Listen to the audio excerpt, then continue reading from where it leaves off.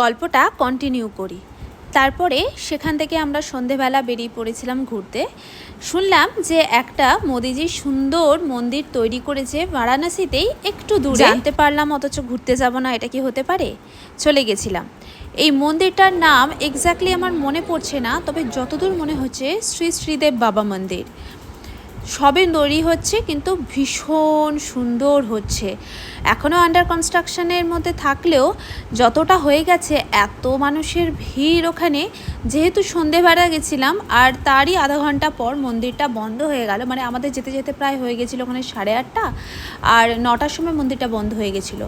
এই আধা ঘন্টাই আমরা ওখানে থেকেছি, কিন্তু বেশ খানিকক্ষণ ঘুরে। তবে এই যে মন্দিরটায় আজকে আমরা এসেছি না, এই মন্দিরটার সম্পর্কে আমার কিন্তু সেই রকম কোনো তথ্য জানা নেই। আর যার উদ্দেশ্যে এই মন্দিরটা তৈরি করা, তার সম্পর্কে আমি খুব একটা গল্প এখানে শুনিনি। যেহেতু আন্ডার কনস্ট্রাকশানে আছে, সেই রকমভাবে কোনো স্টোরিও আশেপাশে সেইভাবে লেখা ছিল না। শুধু এইটুকুনি জেনেছিলাম, না হয় গণ্যমান্য ব্যক্তি না হলে এইরকম সুন্দর মন্দির কারোর নামেই তৈরি হয় না।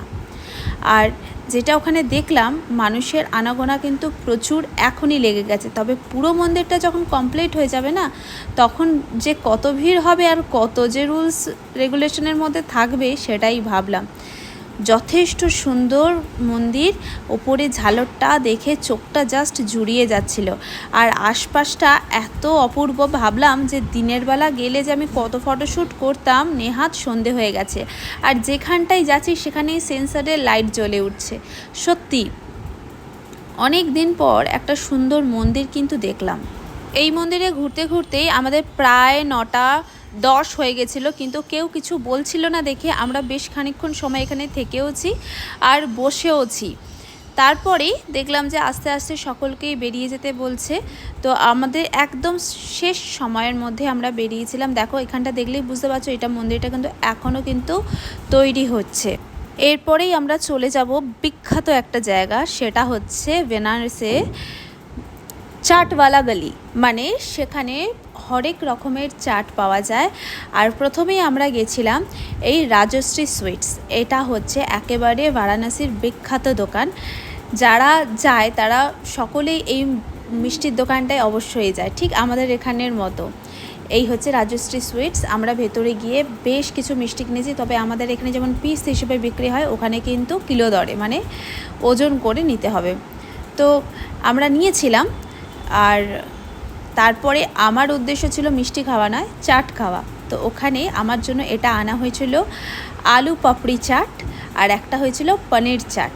দুটোই টেস্ট করেছি, তবে দুটোর মধ্যে আমার এই আলু পাপড়ি চাটটা বেশি ভালো লেগেছে। পনির চাটটাও ভালো ছিল, তবে এইটা আমার বেস্ট লেগেছে। আর যেহেতু চাটওয়ালা গলি জায়গাটার নাম, ওখানে প্রচুর খাবার দাবার। আমার না জাস্ট গিয়ে কলকাতার কথা মনে পড়ছিল। শুধু একটাই সমস্যা, ভেজ অপশান। তবে এখানে নন ভেজ অপশান কিন্তু বেশ কম আছে, মানে নেই বললেই চলে। এলাহাবাদের তো আমি একটা পরে গল্প শেয়ার করবো কথা। এখানে আমরা অনেক কিছু নিয়েছিলাম। বেনারসের চাট খুব ফেমাস, তাই আমরা এখন এখানে চাট ট্রাই করছি। ভর্তি সব চাটের দোকান, ভর্তি খাবারের দোকান, ভেজ নন ভেজ। ভেজটাই বেশি এখানে, না বেশ ভালো। এখানে একটা তন্দুরি পিৎজা আমার মেয়ে নিয়েছিল, এটাও আমি একটু টেস্ট করেছিলাম। খেতে কিন্তু বেশ দুর্দান্ত ছিল। আর এখানে ছিল এক ধরনের নতুনত্ব ওটসের ব্রেড, আর এটা আমরা নিয়েছিলাম লাস্টে কুলফি মালাই।